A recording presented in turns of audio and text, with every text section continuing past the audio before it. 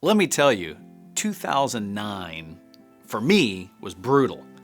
I owned commercial real estate, and just about every bank in the community was coming after me. Let me set the stage.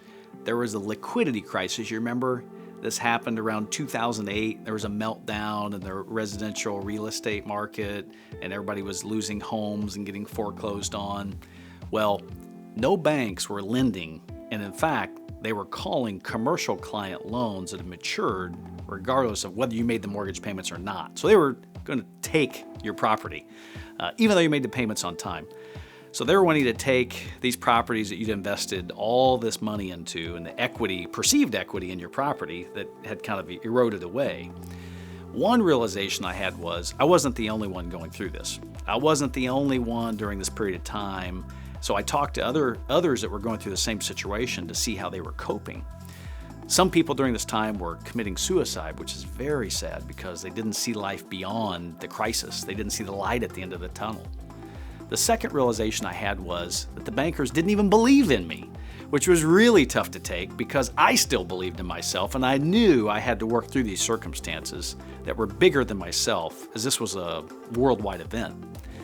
And the third realization I had was I had to absolutely fight through this situation to overcome it.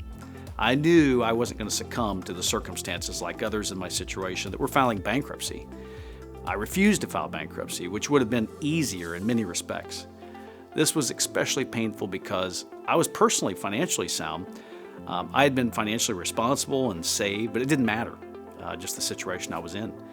As an example of the difficulty, one story is I owned a bank branch that was financed by that same bank who threatened to take their bank branch from me for my ownership.